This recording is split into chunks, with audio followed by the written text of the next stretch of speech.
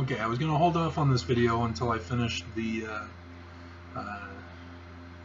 digitizing for my neighbor, but I had to share it. Tomorrow night, it has just been released from the White House, and I've already posted it on my website and sent out the emails to certain key people that Trump will be declaring martial law tomorrow, 7 p.m. Utah time, and yeah, he's going to be holding a national address in regards to the border. So yeah, he's going to be declaring martial law tomorrow, unless he somehow caves until then. So what did I tell you guys? Boom, there it is, boom. But that's not what I was really going to talk to you about. That's just context for why what I was going to talk about. Big Love. If you've seen some of my recent videos, you've heard me refer to Big Love because I'm watching it right now. And in Big Love, the story of it is that polygamy just is a pain in the butt. Why? Why is polygamy a pain in the butt? Is it because the man gets to have multiple women to have sex with? He can do that when he's single. Men go to the bar every week, get a different woman, and take them home. And so, yeah, that's not it. No. Because getting in a committed relationship with multiple women is actually a burden for the man. Like I said, it's easier to be single, go to the bar every week, and pick up a different woman. And so what is it about polygamy that is so reprehensible, so awful, so horrifying? It's the competition between the women, because there is a first wife, and the first wife runs the household over the women. It is the woman who is the first wife. If she is an authoritarian, it just creates havoc in the home. All hell in the home. Because you get the sister wife who wants to rebel. You get the sister wife who wants to usurp the first position. You get the sister wife that is complicit. And you get the sister's wife who is submissive. You get the sister wife that competes, wants everybody equal.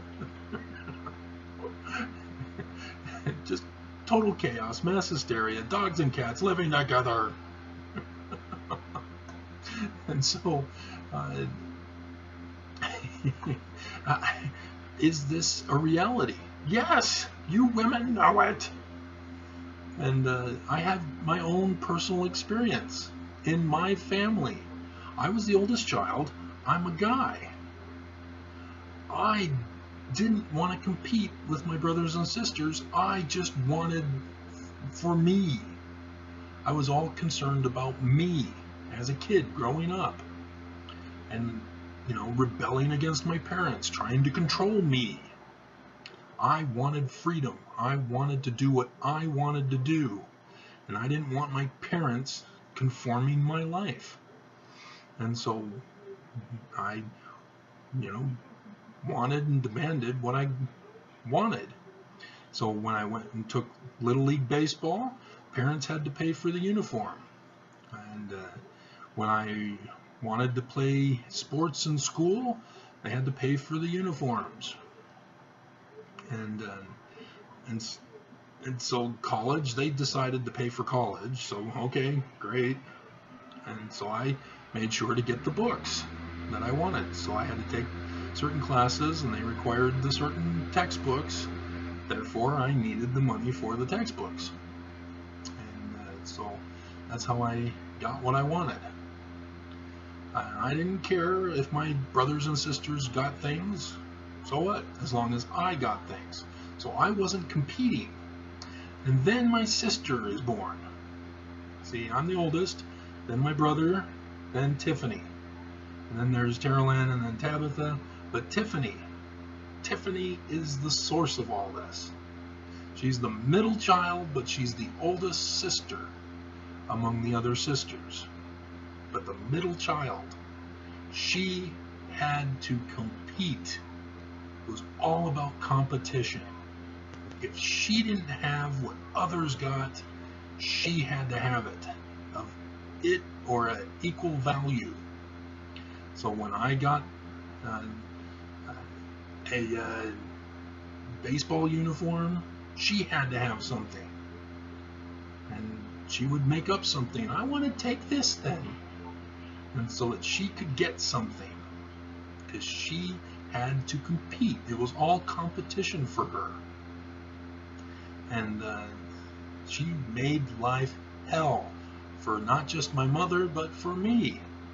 Because she was always coming in. You can't have that. It's not dinner time. I don't care what you think. Get away from me. I'm telling Mother. It was all about competition for her. And it made life hell. Seriously. And so, yeah, that's where it's all about. And so the reason why I'm bringing up this video is because the only thing that I really wanted from my sisters that I didn't get was the Barbie fashion plates. Yes, I loved the Barbie fashion plates. That was awesome. And if you're not familiar with Barbie fashion plates, it's these plates that you set down on a flat surface, and then you put a paper over it, and then you use a pencil to draw over it, and it creates the pattern on the plates. And you can interchange the plates for the top that the woman wears and for the bottom that the woman wears. Thus the fashion plates. And I loved it. It was awesome. And after I grew up, got older, I still continued into wanting to be a part of women's fashion design. But you know, being a guy, that was considered taboo. Only gay men go into fashion design for women. And so I was denied that route for a career in life. And apparently they pay $100,000 to start in the women's fashion design industry. Are you kidding me? I could have done a whole different life if my parents would have seen that I was interested in Barbie fashion plates and fashion design for women's clothes. And so, yeah, no Hebrew people, I'm into women's fashion.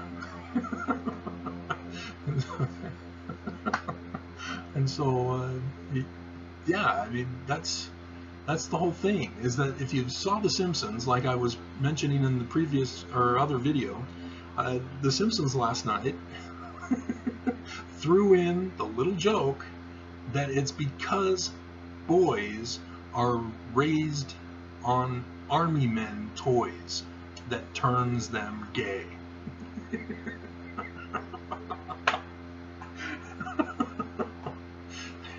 And see, that's where I differed. I grew up on Barbie fashion plates. I didn't turn gay. So, hilarious Simpsons episode. So go to fox.com if you haven't seen it yet. It's just hilarious. And so yeah, knowing about tomorrow night, and I told you in the other video, I want my The Boy Who Could Fly DVD, because it's not coming until tomorrow. And so I said, Trump, you better hold off on martial law until tomorrow, after tomorrow. And he heard and he complied. It's tomorrow night. And so yes, I thought, hey, why don't I look and see if there's still Barbie fashion plates for sale on Amazon? And yes, there is. It's an updated version, so they don't have the styles that I was used to, that I fell in love with back in the day. But yeah, they have Barbie fashion plates, and it's next day delivery. And as long as I buy $35 worth of next day delivery stuff. And so, yeah, it's $12, and so I'd have to, that's $23 more that I'd have to find to buy. But I decided, well, it's not the originals, and it was just something that was brought back to my memory. But yeah, so I thought I could share that with you. And also remember, tomorrow night at 7 p.m. Utah time, which means 9 p.m. Eastern, 6 p.m. Pacific, Trump will be giving a national address. So get your food. Go to the grocery store today. It's family home evening, even though Nelson did away with family home evening. So go with the family to the grocery store. Get your month's supply of food today or tomorrow, because Trump's gonna shut everything down tomorrow because he's not getting his wall. Oh man. So yeah. So now I figured out a way to throw in the warning to you guys to let you know that tomorrow is it. So lock up your daughter, lock up your wife, lock the back door and run for your life. AC/DC, if you're not familiar with my tone. Alright, so